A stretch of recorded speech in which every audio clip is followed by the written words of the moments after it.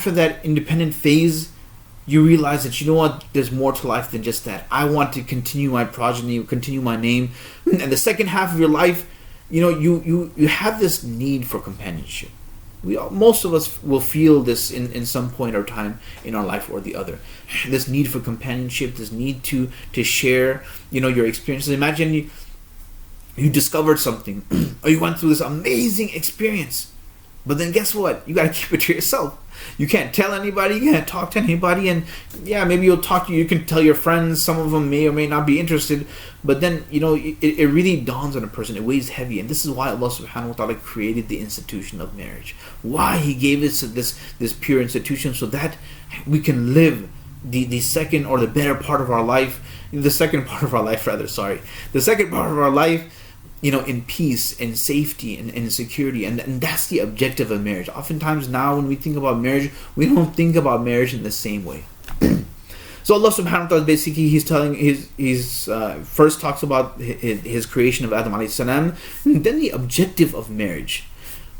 But then He says something very interesting. What happens is, once a husband and wife, they get married, but then after that you want to have a family. And when you begin to try having a family, and while you're trying, you don't really know what's going on, but the seeds have already been sown, right? The fertilization has already happened, and now the embryonic stages are starting, and you don't even know it. The woman doesn't even know it. The wife, she's going about her business, and that's what this verse is telling us, right? حملا خفيفا فمرت به. So just continue on her daily chores and routine, and they're just continuing on with their life, not knowing that Allah subhanahu wa ta'ala has already answered their prayers. فلما أثقل دعوا الله. Then when suddenly it becomes apparent that something is growing inside her body, both the husband and wife, now they turn to Allah subhanahu wa ta'ala, because this is a time a lot of things can go wrong. You can lose a lot, and they turn to Allah subhanahu wa ta'ala, and they make dua to Allah, and they invoke Him. And then eventually Allah subhanahu wa ta'ala, and they make all these different promises, and then eventually Allah subhanahu wa ta'ala does give them whatever they're looking for, whatever they ask for. But the moment Allah subhanahu wa ta'ala gives them what they ask for, right? فَلَمَّا آتَاهُمَا صَالِحًا جَعَلَا لَهُ شُرَكَاءَ فِيمَا آتَاهُمَا. Then they start committing shirk, and they start doing things that are completely inappropriate. And this can happen in many different ways and shapes and form. People, they have a child, and it can start off with a name. Maybe they start giving their child a name that is completely inappropriate and completely un-Islamic. And I've experienced this so many times. People will bring these random names, and I read online that this name has this meaning. And you think, the only way it can have, maybe if you have some preconceived idea inside your head, and then you think of this word, maybe you can somehow connect it, but that's not really what this word means. Like, people are like, well, I saw it online, and you know what, I'm going to keep it. And they don't really know that this name probably actually by itself has a bad meaning. And they don't care, because now they got what they wanted, and they just want to have the newest and the most unique name. So it starts off with something like this. Or maybe they have a child, and you know what, it was the prayers of this person, so this, I'm going to name it after them. Maybe a sheikh or some Pir Baba that they believe in, or whatever it is. So that they commit shirk in this way, and they start attributing the success of the pregnancy and the birth to everybody else except for Allah subhanahu wa ta'ala. And this is what Allah subhanahu wa ta'ala is trying to point out in this verse, that we begin to do these things, we start to commit these types of minor shirk, and we completely ignore the fact that it's Allah that is the one who gave us this in the first place. If it wasn't for Allah subhanahu wa ta'ala, we never would have done that. Some people, as soon as they have a kid, they'll make dua, and then as soon as they have a child, then they're like, you know what, I don't want my child to have anything to do with religion. I don't want them to be like these backward, narrow-minded people, and they start making these assumptions, and then they keep their child, literally keep them away from deen for no reason, just because they have this assumption, even though not too long before they were actually making dua to Allah, but now they forgot all of that, right? Because they have what they needed. So this verse is basically exposes people for this practice. And in the end, Allah subhanahu wa ta'ala He is distancing Himself from this very practice. And one thing I do want to mention though with this hadith, with this verse, There are some tafsir, although not in the mainstream ones, but I'm going to mention it anyways because I have heard people kind of mention it, not knowing the truth. There's a story that is often associated with this verse, and that is that Adam alayhi salam and Hawa alayhi salam, at first, when they were having children, the children weren't surviving. Either they were having miscarriages, or they just wouldn't survive very long. So then Shaitan came to them and he said that, you know what, name your child Abdul Harith, because Harith was one of his nicknames when he was good. Name your child Abdul Harith and your child will survive. And then they did that. And that's what this verse is about. But this is a fabricated, completely made up story. These are traditions that come from the old Jewish traditions, which have no basis in our Sharia and our Deen. And it's a lie and an accusation upon our father and a Nabi of Allah subhanahu wa ta'ala. So if you hear these type of stories, please ignore them. If you look at the verse itself, the wording, it's obvious Allah's not just talking about them. Allah's talking about everybody.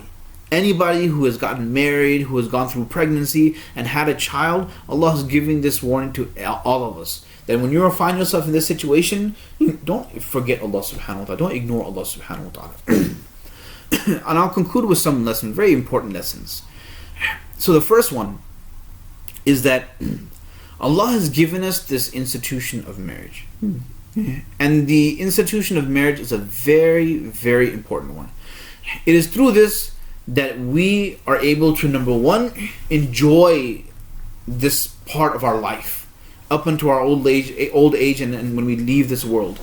If you want to enjoy this part of life, this is what marriage is for. This is why this is the objective, right? This is the maqsad of marriage, that we enjoy. But also, we all have a desire to procreate, to continue our progeny, and the safest and the most healthiest way to do that is through marriage.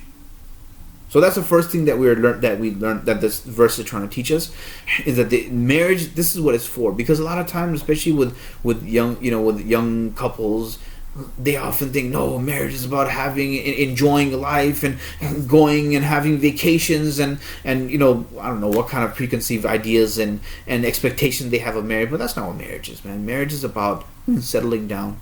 Marriage is about seeking peace in one another. You are companions. You're not competing for territory or say in the marriage. You're there to help each other, to complement one another, and that's what marriage is about. And that's what the institution is. And for you to continue your progeny in a safe and a healthy way, both of you are there, you work together to take care of your children. We are not meant to have children out of wedlock. This is not healthy and it's not safe. And it's not, the parents themselves will go through so much turmoil, and in the poor child who's come into this, who didn't ask for the situation, he's going to suffer even more. So this is what the objective of marriage is, number one. Number two, that all of the hukuk in Islam, that Islam affords the rights of the husband over the wife and the wife over the husband. Both of these hukuk, these rights that are there, they're there to ensure that we have a happy and a healthy marriage. That really, when you think of marriage, you think of taskeen or sukoon. You feel peace. And what we don't realize that a lot of the cultural, or societal, practices or expectation, or even familial, sometimes in each family that it's people like, oh, the husband has to do this and the wife has to do this. No, all these expectations are these unreasonable expectations forced upon us by our families, our cultures, our society. These are the things that hinder marriages. These are the very things that break marriages apart. All you need to do is ignore all of that. If you want to have a happy marriage, ignore it and follow the guidelines that Islam has set in place. You follow the Islamic guidelines and you will have a healthy and a happy marriage. Number three, children. When you actually have children, don't look for the most unique names, and look for names that Allah and Rasul sallallahu alaihi wasallam are pleased with. Names like Abdullah, Abdul Rahman, names of the Prophet sallallahu alaihi wasallam. These are all good names to have. Names of the Sahaba, or at least names with good meanings. Don't look for something that's unique or something that's new, right? Especially when it has a bad meaning. If it even slightly has a bad meaning, don't do it. Don't go for it. Don't go for it, because you're just you're doing something exactly what Allah subhanahu wa ta'ala is telling you not to do. And last but not least, we should try our best. If just to summarize really this entire series today, the series of verses. First, we had to make sure our aqidah is good. Your aqidah is good, you will know yourself, you will know Allah subhanahu wa ta'ala, and you will know your obligations to your faith, your family, and everybody else. And when we get into the institution of marriage, we must follow the guidelines that Allah has placed, the advices that the Quran gives us. When we follow these advices the Quran gives us, this way we will make sure we have a good experience in marriage. Otherwise, our experience in marriage will be a terrible one, and we will hate it, and we'll never want to get married, and we'll never want other people to get married, and we'll give them terrible advice. If you want to have good, happy, healthy marriage, follow the Quranic advice, and inshallah you will have one. Jazakumullah khair. Assalamu alaikum wa rahmatullahi wa barakatuh.